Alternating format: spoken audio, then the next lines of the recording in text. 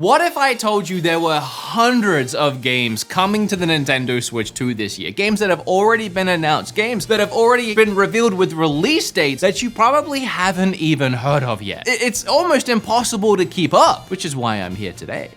Which is why I'm here for you. I have put together a selected list of only good games, like games that I legitimately think are going to be fun and worth playing on this console. I really wanted to start this year fresh by making this video and looking towards this year of video games, all the games that we're gonna get to play together, I'm gonna get to review on the channel. I also wanted to start here because I gotta be honest, it's a relatively easy video to make and I'm still exhausted from that hour-long Metroid review and spending the last month putting together my brand new podcast, which you can go and check out here. It has a whole new studio and we spent way too much time, energy, and money on it, but that's beside the point. I did actually write a very long script for this video so I could tell you about all of these games. And in the time it took me to do that, I've already missed Mio, Memories in Orbit, Dynasty Warriors Origins, Final Fantasy VII Remake Intergrade, The Rumble Fish 2. These are 4 great games that just released on the console and you can go and check out today. In fact, Final Fantasy VII Remake Intergrade looks to be one of the best ports we might ever get for the Switch 2 next to Cyberpunk. But this port runs at a crisp 1080p with a really solid 30 frames. Apparently it looks better than it does on PlayStation 4. And then you got all the DLC content baked into it for $40. This is just such a great deal. Moving on, we have Core Keeper releasing. This one blends survival crafting, base building, and exploration in a cozy but dangerous underworld. Think Terraria meets Stardew Valley. The game's been on Switch for a while, but it's getting that Switch 2 Enhanced Edition. Then, one I'm very excited for, Dispatch. In my last eShop video, I actually talked about Dispatch in that video just because I wanted to. I kind of just put out there that I hope it comes to Switch. I had no idea that the day before it had been announced to come to Switch. So, egg on my face, but also cool. Switch 1's gonna run at 720p and 30 frames a second, and the Switch 2 edition's gonna run at 1440p and a whopping 60 FPS, so that's the better place to grab it. This is an episodic Telltale style game where it's sort of like a playable movie, but with a fantastic story and an awesome cast of characters with really great voice acting. It really is something you don't want to miss for fans of Invincible. I don't think I mentioned, but these are all in order as well. And next, on January 29th, we have Grid Legends Deluxe Edition. Grid Legends is an arcade-leaning racing game featuring a cinematic story and a huge variety of cars and tracks. This Switch 2 Deluxe Edition includes all the DLC, better textures, significantly improved frame rates, and it's easily one of the strongest racing games to come to the system. We have a big one on February 1st for cozy life sim fans. You'll find a few of these in the video today, but they all look very unique from each other. This one is Star Sand Island. It blends farming, crafting, exploration, and relationship building into a dreamy island setting. Think Animal Crossing meets What a Surprise. Oh, Stardew Valley. You actually have a quality mode and a performance mode, with the performance mode targeting 60 FPS at 1080p and the quality mode targeting 45 FPS at 1440p. It also includes mouse support, and I love to see that, especially in a game like this that can really utilize it well. Another big one. This is a full reimagining of Dragon Quest VII, modernizing one of the series' longest and most beloved RPGs. You'll have improved visuals, streamlined pacing, quality of life improvements. On Switch 2, the enhanced visuals and faster load times gives this adventure a massive upgrade and far more approachable for new players. It is worth mentioning that this is one of those games that's treating the Switch 2 version and the Switch 1 version as completely separate releases. So if you're gonna get one, make sure you're committing to the one that you want to keep. Next, I gotta let you in on a little secret. So often when I'm streaming on Twitch or YouTube and playing games a day early, people join my chat and they ask me, how'd you get this game early, Wood? Well, often my answer is I have an Australian eShop account, so I downloaded it from there. But sometimes my answer is Surfshark VPN. Just get your Surfshark VPN and pretend you're in Australia. Then download the game. You get games a day early. VPNs are great for so many reasons, and not just protecting your own privacy. Because if you don't know, a VPN is, well, it's just that. It's a virtual private network. It creates a tunnel around all of your data and information while you're browsing online on whatever device you're browsing on, so that no prying eyes can get in. Your information won't leak out there into the world, which is important if you're at home, or especially if you're on public Wi-Fi at cafes or or at an airport, you're just at risk of people stealing your information, your credit card details, and so much more. But once you have that VPN and you're protecting yourself, do some fun stuff with it. I mean, everybody knows about the Netflix trick. I mean, we pay so much for these streaming services, we may as well utilize them to their full extent. Switch yourself around to all the different countries and see what their Netflix has to offer. I mean, there's a 30-day money-back guarantee, so if you're not satisfied, you can just get your money back. There's a 24/7 customer support. There's over 4,500 different servers in over 100 locations, and you can use just your one account on all of your devices. I have it on my phone, I have it on my laptop, I have it on my computer. I just pay for one. I swear to God, every time I do this Surfshark sponsor, I tell the story about how the antivirus saved my life. I was legitimately full-blown panic attack, anxiety attack, watching my life get destroyed in front of me, hacked via Discord. They got access to all my passwords, my LastPass account, my bank, everything. But I had Surfshark antivirus, and I hit that, and it found 13 different keyloggers and viruses on my computer, and it deleted all of it. So this is coming from a place of someone that uses it and loves it. So if you want to try Surfshark VPN, you can, and you can even get 4 extra months right now using code BEATEMUPS, clicking the link in the description down below. Thank you, Surfshark, for sponsoring my very first video of the year. Thank you guys for clicking those links and checking out the sponsors when I have them, and let's get back to this mega list of Switch 2 games. Then we have Deus Ex Remastered. The iconic action RPG is getting a new remaster. This game is highly praised for its deep story, awesome graphics, and just fun gameplay. It's one of the best games of all time, and it's just one of those ones that nobody ever talks about anymore, at least from what I see. Then going from one of the best games ever made to one that'll probably get drop support within a week, Mario Tennis Fever. That was a little mean. Mario Tennis Fever brings back the series with faster matches, deeper mechanics, and just like a bunch of wacky ability-filled rackets. And you have a bunch of game modes like Trial Towers, Tournament, Mix-It-Up mode, Online mode, Swing mode, and that story mode. It's supposed to feel even more competitive, high energy, but still keeps that fun, arcadey feel that the Mario sports games are known for. And I gotta be honest, looking at all the content that is there on paper, it really does seem like this game is giving a lot and trying to step it up over recent installments in the Mario Sports series. Let's hope they're actually all good and they're actually all fun. Then we have BlazBlue Entropy Effect. And this was originally a BlazBlue spin-off that was released on mobile and PC in 2023. It's an action roguelike, and it sets you on an adventure in the sea of possibility with all new characters and new story additions. Then one I'm very excited for, and that's Yakuza 3 Kiwami and Dark Ties. I recently did a whole video on this channel for Yakuza Kiwami that you can go and check out. It was a sponsored video, I know, but I had so much freedom in that video to create whatever I wanted and say whatever I wanted, but at its core, I just got to play the game, and I fell in love with it. Especially because part of the video was I went around and I took still shots of life in the game so that I could superimpose myself for the video, and that, in a weird way, gave me this deeper appreciation for this video game than I usually have for games, because I usually don't stop and smell the roses like that. I went on to finish the entire game, and I immediately dived into Kiwami 2. I fell in love with Kiwami 2, and my point is, Kiwami 3 is coming out. If you don't know, these are upgraded versions of the Yakuza games that released back on PlayStation 2. These were upgraded and released on PlayStation 4. Now they're being ported over to the Switch 2, and seemingly Sega is just giving us all of these Yakuzas now. I'm also really excited for Reanimal. It's a dark co-op horror adventure from the creators of Little Nightmares. You and a partner navigate disturbing environments filled with grotesque creatures and environmental puzzles. There's already a demo out on Switch 2 as well if you want to check it out. It's clocked in at 30 FPS for quality mode and 60 for performance, but it really is a visually impressive game in both its mood, its setting, and its everything about it. I wasn't sure if I was gonna put Star Trek Voyager Across the Unknown on this list. I thought it looked a little boring.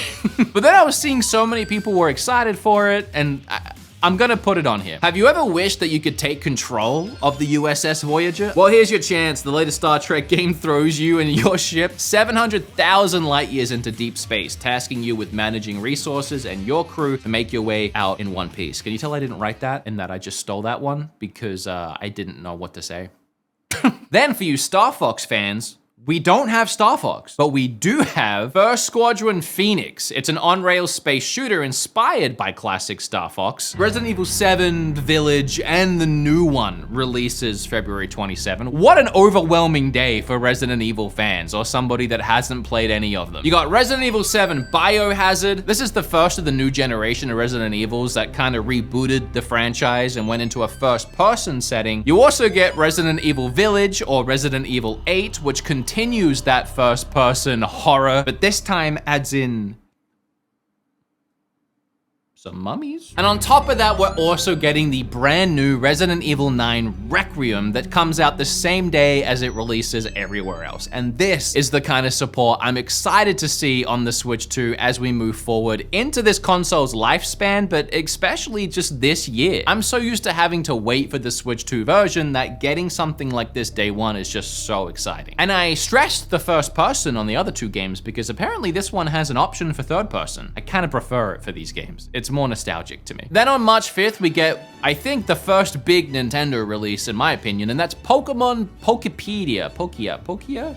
Pokopia. This game introduces a brand new region and a heavier focus on exploration and world interaction. It's cozy, it has building and crafting. It's kind of like Pokemon meets Minecraft. The thing I like about it that I find very unique is that as you find and acquire Pokemon, as you befriend them, you get to use one of their abilities, and one of their abilities help you build the world in some way. So not only do you get the rewarding, satisfying feeling of collecting and unlocking all the Pokemon like any other Pokemon game, but it actually helps you build around the world, and I think that's a really smart, rewarding system. Nevergrave, The Witch and the Curse. This one's from Pocket Pair. Nevergrave is a 2D roguelike where you harness magic powers to journey into the deep. Then on that same day, there's also Coffee Talk Tokyo. This is another game in the series where you manage a new but familiar cafe while learning more about your human and yokai customers, except this time you're doing it all in Japan. What could be better? Speaking of scary, you got Fatal Frame 2 coming on March 12th. This is a remake, and it revives one of the most popular and beloved horror games of all time with updated visuals and modern controls. Then another big release with Monster Hunter Stories 3 Twisted Reflection. That's a mouthful. It honestly looks to be the most ambitious story game out of the three of them. This series started on 3DS, so even the evolution from that to the Switch game was pretty large, and now you're utilizing all of Switch 2's power to push it even further. I could see this being the game perfecting itself and really hitting its stride. I'm gonna do the whole this meets this thing again, like I keep doing, but it is kind of like Monster Hunter meets Pokemon. Then on March 19, we have Dynasty Warriors 3 Complete Remastered. This remaster modernizes a fan favorite title with upgraded visuals, smoother performance, and all the content included. A game I played at PAX East like 4 years ago, and I've been waiting for it to release, Mouse P.I. Mouse P.I. for Hire is a first-person shooter styled like a 1930s cartoon, complete with rubber hose animation and noir storytelling, but it is kind of like Cuphead's art style, I guess, meets Doom. It looks sick.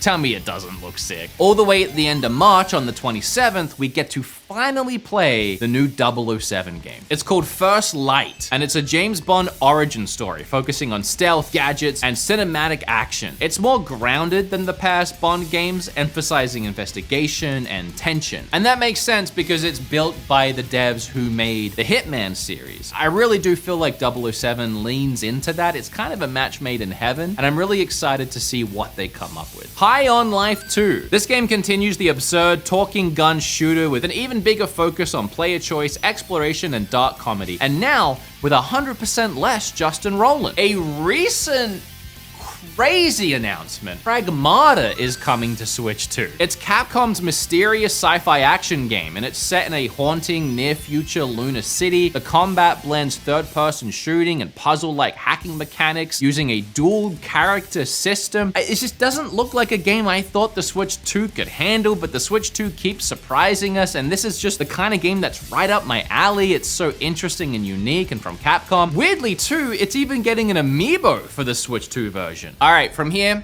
These games are releasing this year. They've been announced for this year, but they don't have specific release dates yet. The Adventures of Elliot. This is a classic style action RPG inspired by 16-bit adventure games featuring real-time combat and episodic storytelling across different eras. And this looks like Octopath Traveler, and it's because it's designed by the same people, but it's anything but. It plays like old school Zelda. It plays like Link to the Past or Link Between Worlds, but in this art style and a bit more free and open with where you go and what you do next. I really liked the demo and I'm excited to try the full game. I threw Avatar Legends, the fighting game, on this list, and I mean it when I say that I only put games on here that I thought people would like or I thought looked cool. It kind of looks cool. I don't know why we need an Avatar fighting game, but look at the animation.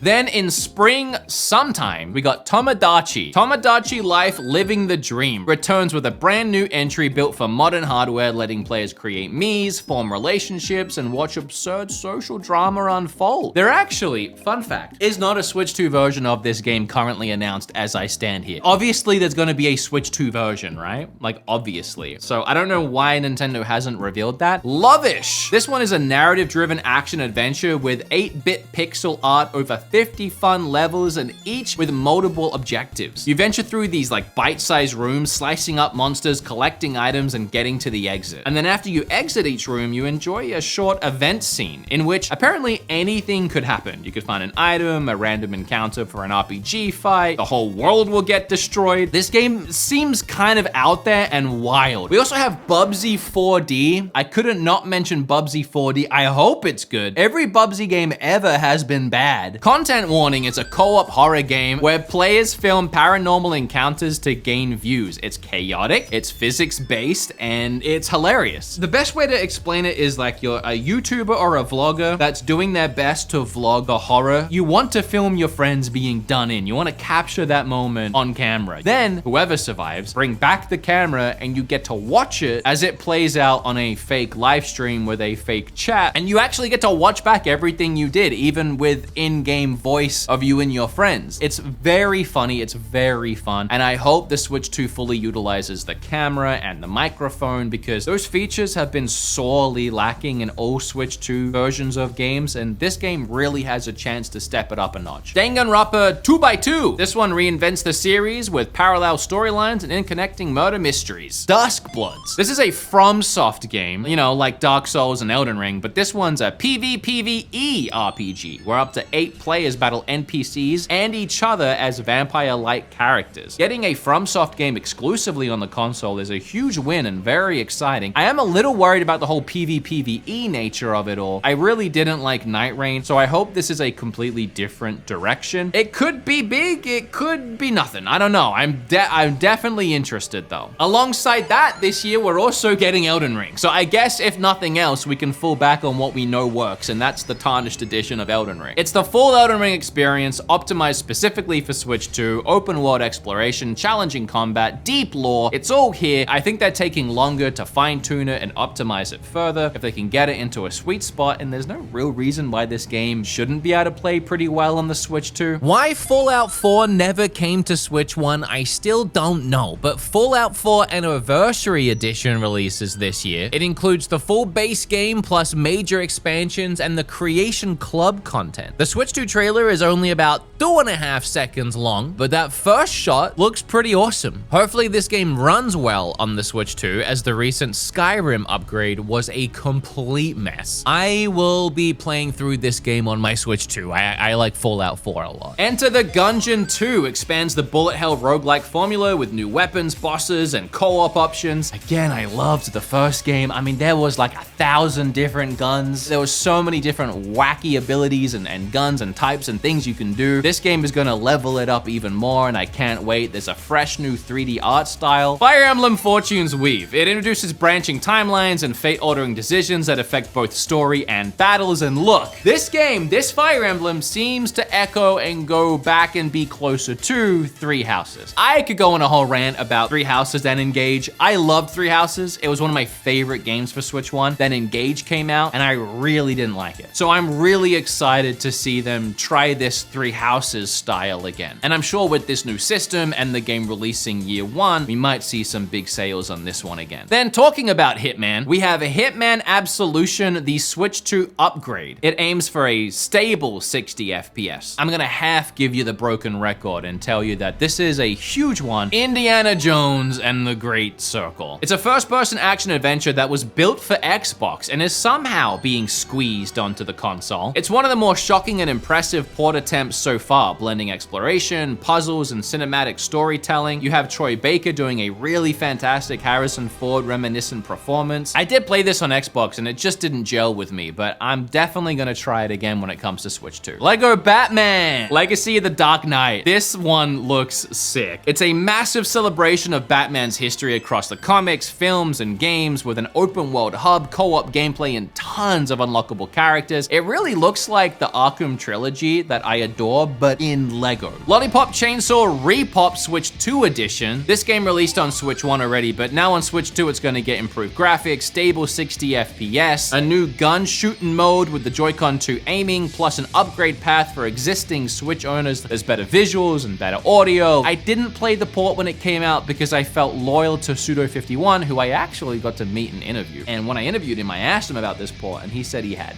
nothing to do with it. He said him and James Gunn, who are the two creators of the original, were not informed, told, or involved in the remaster, so I kind of felt dirty buying it. 60 FPS, I mean, okay, I might check it out. Lorelei and the Laser Eyes is getting a Switch 2 edition. I've reviewed this one in my eShop series too. It's a surreal puzzle adventure leaning heavily into psychological storytelling and abstract visuals. It's very intriguing and bizarre. Once I started it, I could not put it down. So that Switch 2 edition was actually revealed and announced alongside another Switch 1 game, and that's Sayonara Wild Hearts. It's a rhythm action album experience, and it's getting an enhancement with better color vibrancy, faster transitions, making the music-driven gameplay feel more fluid and stylish than ever before. Speaking of co-op indie horror games, Phasmophobia. It's coming to Switch 2. I do like this game a lot. You get together with some friends, you get into a house, you get the pants scared off you, but the whole time you're there, you're taking notes and trying to figure out what kind of paranormal ghost or entity you're actually hunting. Planet of Lana 2, Children of the Leaf. This is a sequel that expands the cinematic puzzle platforming of the original with larger environments and more complex mechanics. Another big one that I'm not really into. I've never played Professor Layton, but we're still waiting for this new game to release. Professor Layton and the New World of Steam, announced back in February of 2023. It has Professor Layton returning in a steampunk-inspired mystery filled with puzzles and storytelling. Then you have R-Type Dimensions 3 coming in May, and the interesting little tidbit about this game is that when they revealed it was coming to Switch 2, they revealed that it was coming on a physical game cart, not a game key cart, but the price didn't make sense. It was like $20, $30 or something. And I think in the original listing that they posted, they actually accidentally seemed to imply and reveal that Nintendo are making other sizes of carts other than just the Game Key cart and the big 64GB cart that developers can't afford to use. And when they got called out on that, they changed their website and all of the wording, which kind of looked like they were covering their tracks from their blunder. It does seem like we're getting other cart sizes out of this game reveal, which is very interesting. Rollin' Rascal. I wanted to put this one on here because it's a Sonic-inspired, momentum-based 3D platformer focused on speed and precision with fast-paced gameplay, loops, multiplayer, and an adaptive soundtrack blending classic speed and modern mechanics, and it just kind of looks cool. South of Midnight is coming to the console. This is another one of the Xbox games that's coming over, and I did actually play this on Xbox, and I liked it. It's an action-adventure that blends Southern Gothic folklore and stylish visuals with narrative-driven gameplay. One of the ones I think I am most looking forward to in this video, and it's a game that I forgot was coming until I was making this video and putting the whole thing together, and that's called Spine. It looks like Sifu, but with guns, way more brutality, mechs, cyberpunk vibes, and just way more kick-ass. It's a stylish cinematic action game focused on close quarter gunplay and brutal hand-to-hand combat. The fights flow seamlessly between shooting, dodging, and environmental takedowns. I mean, it just looks incredible. Then we have Star Seeker Astroneer Expeditions. This is a new game set within the Astroneer universe with a focus on discovery, cooperative expeditions, and camaraderie. It kind of looks like a cuter No Man's Sky. Super Mario Wonder getting a Switch 2 edition with the Meetup and Bell Park add-on. Since I've been writing this script, actually, there was a reveal of this yesterday that had all this stuff that you see on your screen. I didn't watch it yet. Hopefully it's 4K 60. Is it 4K 60, Zach? Oh, cool. A lot of cozy sim indie fans have been waiting for Witchbrook for apparently a very long time, and it's supposed to come this year. It's a magic life sim where you attend a wizarding school, building relationships and exploring a charming town. It's been highly anticipated by fans of cozy sim games, and it's coming to Switch 1 and 2. So Stardew fans, wake up! Also, while we're on the topic, we could probably add Haunted Chocolatier. I mean, I don't know for sure for 2026. I guess we just know it is coming to Switch at some point, hopefully this year. It's the guy who made Stardew Valley. His next game is Haunted Chocolatier, which will probably come out as soon as he's done updating Stardew Valley every single week. Yoshi gets a new game this year called The Mysterious Book. It blends storybook visuals with classic platforming and puzzle solving, and it does seem to appeal to the same audience that Princess Peach Showtime did, and that's kids. Then I have a bunch of games that are just like TBA. I feel like it's pretty obvious that most of these TBAs are gonna come this year. It just hasn't been officially confirmed. Warframe's getting a Switch 2 edition. The first Warframe released on Switch like year 1 or year 2 of the console, and it was the best port we had seen up till that point. I mean, just a beautiful port. But in saying that, it could definitely use an upgrade, and it could definitely benefit from the Switch 2's hardware, because as impressive as the port was, it needs an upgrade. Virtual Fighter 5 Revo has also been announced to be coming to the console at some point. I grew up playing Virtual Fighter, so I've been meaning to check out this new one, and if you want to play the Virtual Fighter that I grew up with, I've been playing it recently in Yakuza Kiwami 2. You go into the arcade and you can just straight up play the entire game in the game. It's wild. I love it. Splatoon Raiders spins the colorful shooter series in a new direction, emphasizing PvE style missions alongside competitive multiplayer. This was teased back in June, and we're still waiting for any info on it, but with how long it's been since it was revealed and not knowing anything from Nintendo really that's coming later this year, I think Splatoon Raiders is a good fit, and I'm excited that they're taking a new direction with Splatoon. Out of Worlds is another one of those co-op driven, narrative focused puzzle games, and this one replaces dialogue with a visual storytelling. I adore the claymation art style, and I'm always down for these co-op driven experiences. Mina the Hollower. This one was originally supposed to release last October, but then got delayed indefinitely. Surely that means this year, right, Yacht Club Games? They're the creators of Shovel Knight, so you can expect great things from this one. There's a demo out on the eShop if you want to play it. I played it a couple years back at PAX East, and it reminded me of a top-down Zelda mixed with Castlevania, mixed with Dark Souls? Mousework is a physics-driven co-op game centered around teamwork and slapstick puzzle solving, but this one's definitely more of a co-op, wacky fun. It looks perfect for Switch. My Time at Evershine. This is a life sim RPG. I told you there was a lot of those. This one builds on the My Time series with deeper crafting, expanded towns, and more character interaction, and this new art style that the developers have gone for is by far their best one. Human Fall Flat 2 expands on the physics-based puzzle chaos with new mechanics, bigger levels, and improved co-op. If you love clumsy, wacky controls, this one might be right up your alley. The first one released pretty early in the Switch 1's lifespan and was a lot of fun. Then, I probably could have mentioned this at the top of the video when we were talking about Final Fantasy VII Remake, but the developer has revealed that Final Fantasy VII Rebirth and the untitled third game in the trilogy will all be targeting a Switch 2 release, because while Remake runs fantastic on the console, and we've seen that now, Rebirth is a newer game, and it went almost fully open world, which is more taxing on a hardware. So to know that the Switch 2 version is around the corner, hopefully, and then even the final game in the trilogy can be experienced all in the same place, that's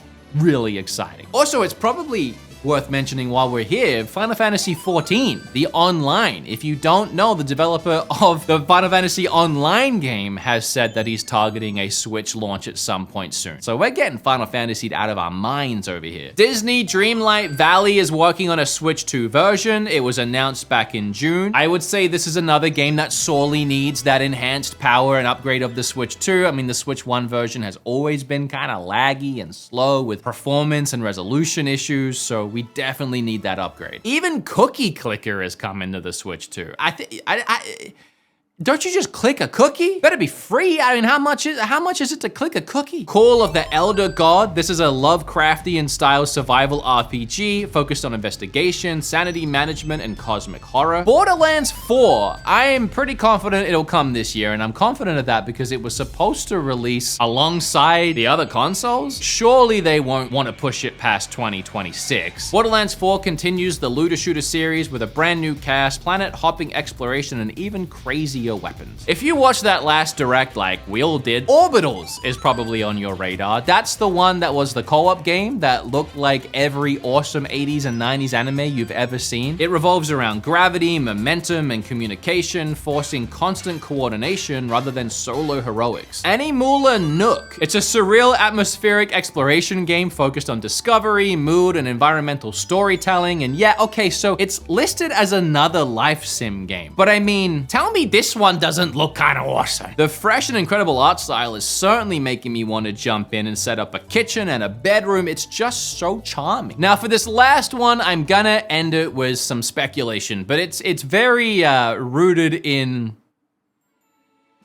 reality, and that's Pokemon Gen 10. It's going to happen this year. I mean, it happens like clockwork. They need to get the game out so they can shovel out the merch and the cards and all the other stuff that actually makes them money. While Nintendo and Game Freak haven't officially announced anything, leaks circulating online suggest that it could be called Pokemon Wind and Pokemon Waves, possibly set in the Southeast Asia-inspired region with all new mechanics and a bigger world than ever before. Even just the water graphics looked pretty impressive, and apparently they were real and from Game Freak. I mean, if Game Freak can actually utilize the power of the Switch 2 and not be held back by the Switch 1 this time around, and we have seen with this weird Game Freak game that they're making for Xbox or whatever, they can develop a nice game. So I don't know what's happening with Pokemon, and with all the criticism they keep receiving, you would like to hope that maybe this Gen 10 can be a complete refresh and reboot for them, and they can do something cool with it. But of course, we're talking about Pokemon and Game Freak, and they're on these tight deadline schedules to shovel a game out, so the reality is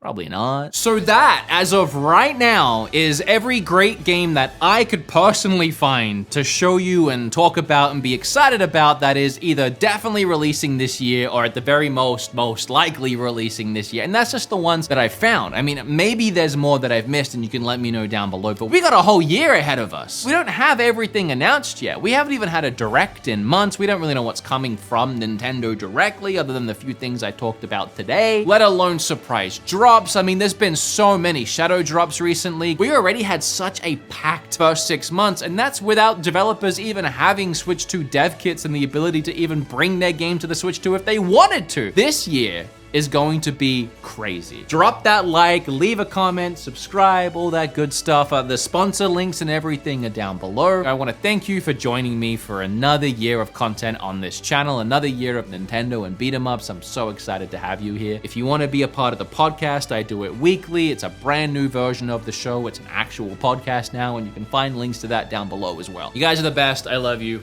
I'll see ya. I will see ya. That is a fact. I will see ya. Okay, bye.